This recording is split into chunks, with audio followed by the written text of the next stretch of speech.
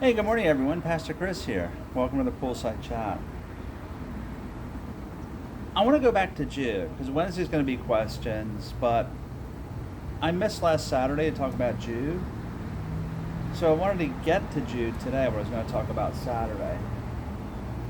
Now we'll talk again Saturday. Today's just Jude chapter 6. This was a verse, and remember, the whole book of Jude is a warning against false teachers infiltrating the church to be aware and that they will be judged. So, last Sunday we talked about the people who were destroyed that did not believe on their exodus out of Egypt. Remember, whole generation was destroyed, new generation came up. And he goes back, he appeals to history again. This time it's more a history, a story that everyone, every Jew, would have known. Remember, Jude is writing to Christians. Many came out of the Jewish faith. So, this is a tradition of angels. Jude chapter 6. And the angels who did not keep their positions of authority, but abandoned their own home, these he has kept in darkness, bound with everlasting chains for judgment on the great day. Who are these angels? When do we start getting into angels? Well, this appeals to tradition. In Jude's day, there was a very popular tradition about angels who sinned, and it was associated with the reference in Genesis 6, verses 1 through 4. The sons of God who came down to earth and cohabitated with the daughters of men. The Jewish interpreters, the rabbis, the scholars have built this very elaborate story around this passage, identifying the sons of God of angels and attributing much or even all evil in the world with their pernicious influence. These stories find their greatest elaboration in the book of 1 Enoch, and since Jude quotes from this very book in verses 14 and 15, almost certainly a reference to this. The angels have been trusted by God with positions of authority, that is, positions in the heavenly sphere. But they did not keep their proper dwelling places and rebelled against God.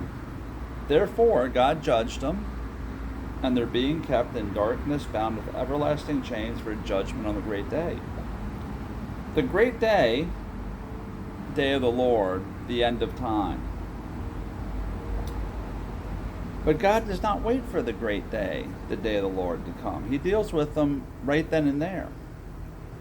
Their punishment's begun. Darkness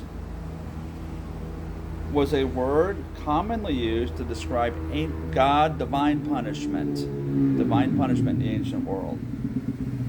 The Greeks, interestingly, used the same word to depict the underworld, the place of departed spirits. So when you hear darkness,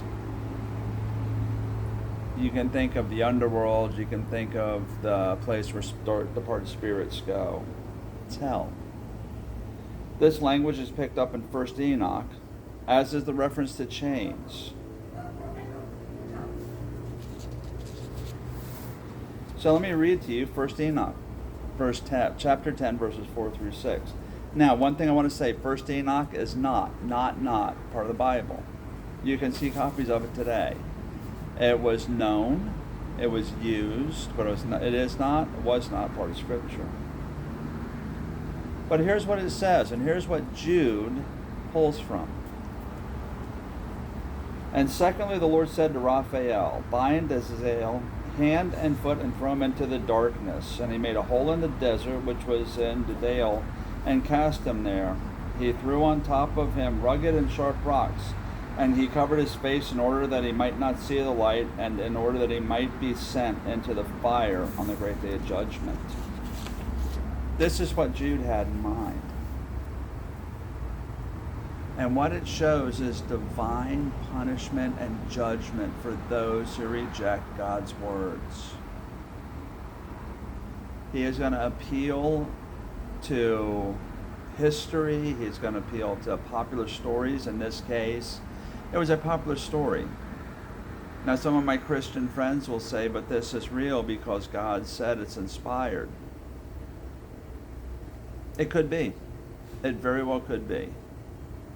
And it could be a literal event. It could also be a story inspired by God to put down in Scripture. I don't know. But the fact is that the reason it's in there is because Jewish tradition, and at that time, it was a well-known story.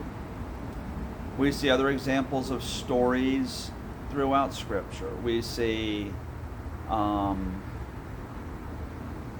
different writing styles that God uses to make a point. We also see where God uses extra biblical material. The book of Proverbs.